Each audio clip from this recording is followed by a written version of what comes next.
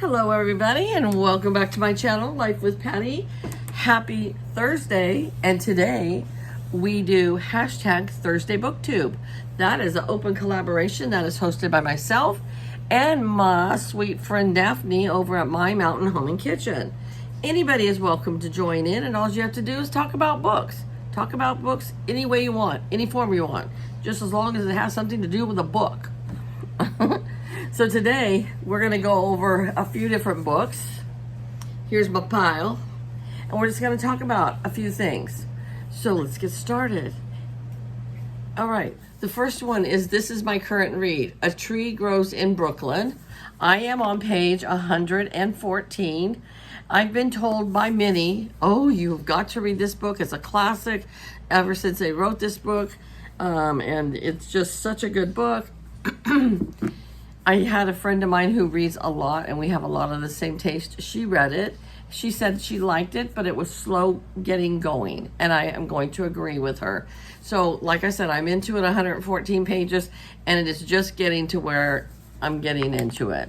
It is about a poor family living in Brooklyn in, I believe, like the 1920s, and just going through their life living there. So, of course, 1920s in Brooklyn is a lot different than the 1920s in Little House on the Prairie. Complete different types of lifestyle, but yet they're kind of based on the same era. So that's what my current read is. This is I would just read a little here and there because I am rereading the whole, not rereading, because this is the only book I read as a child, was The Little House on the Prairie. This is number 3 out of 5. And so I read 1 and 2, and now I'm reading 3. I think you would appreciate these books more as an adult than you do as a child, because they're just explaining the lifestyle of living on the prairie back in like the 19 teens and 20s, I believe is when it takes place. So I am on to this one, 80 pages. I just read it, probably 2 or 4 pages a day is all I read out of this, but I'm enjoying it. This one I did read as a child. I did not read a lot as a child, and now as an adult, I love to read. There's a lot of children's books that I've never read because I didn't read that much as a child, so I am enjoying rereading it. And I don't care what anybody says, you can always reread your childhood books or youth books. This one's called Gracelings by Kristin Cashore. Has anybody read this book? This was the pick for next book club, and the girl that picked it, my friend, she said she loves this book. I'm not really into fantasy books, but I'm going to give it a whirl because she picked it and it's her month to pick. So has anybody read this? Let me know in the comments below if you have and what you thought about it. This is a brand new book that just came out from one of my very favorite authors, Ellen Marie Wiseman. This is, I believe, her 7th book, and it's called The Lies They Told. When Lena Catoni, a young unwed mother, sees immigrant families being forcibly separated on Ellis Island, she vows not to let the officers take her 2-year-old daughter. But the inspection process is more rigorous than she imagined, and she is separated from her mother and teenage brother, who are labeled burdens to society, denied entry, and deported back to Germany. Now alone, but determined to give her daughter a better life after years of living in poverty and near starvation, she finds herself facing a future unlike anything she has envisioned. So I'm going to read this soon because this book just came out. She just released this book. I have followed Ellen Marie Wiseman since she wrote her first book, and I'm friends with her on Facebook, and I follow her business page as well. And she would ask us different inputs as she was writing this book about things that, how you said different things back in, I don't know what year this is taking place, but anyways, she kind of took us along with her book in parts of it, so I'm really excited to read it, and I will let you know how it is when I'm finished with it.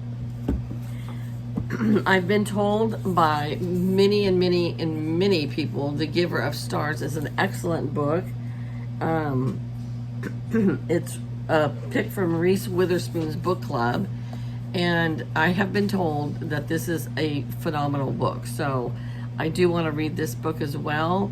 Reading The Tree That Grows in Brooklyn makes me realize how much we take for granted about books. Books back then were hard to come by. There weren't free libraries. And so in this book, they talk about if you want your children to succeed, you read to them every single day. And they said, well, what books do you get? Because we don't have any books. So they said, you need to read the Bible and anything William Shakespeare. So she found a William Shakespeare that had a bunch of his books and the Bible, and that's what she reads to her children every day.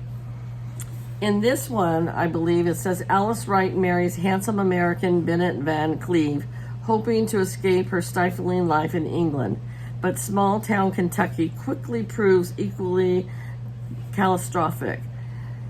So when a call goes out for a team of women to deliver books as part of Eleanor Roosevelt's new traveling library, Alice signs on enthusiastically.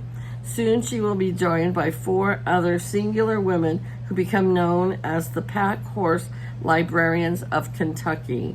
Set in Depression era America and based on a true story, The Giver of the Stars is a breathtaking tale of the remarkable journey and a richly rewarding novel of women's friendship, of true love, and of what happens when we reach beyond our grasp for the great beyond.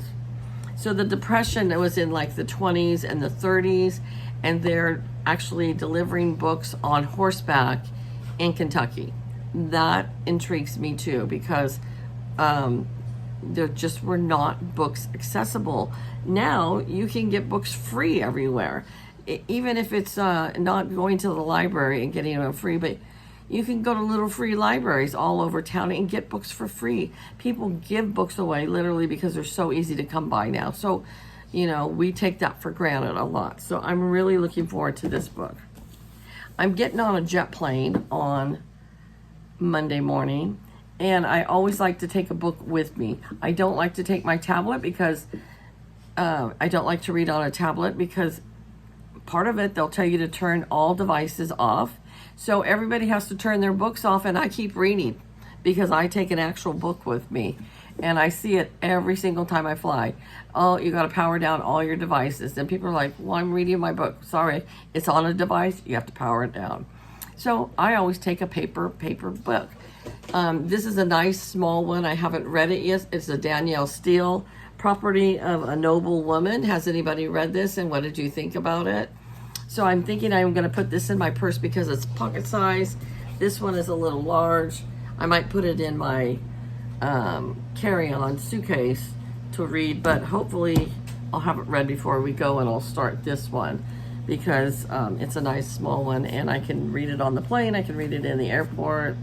I won't run the battery down on my devices, and so I've always preferred to travel with a real book. So sometimes I'll just buy them at the airport. So anyway, let me know if you have read any of the books that I shared with you today and what you thought about them. Okay, so you guys all have a great evening. Take care, and I shall talk to you later. Bye-bye.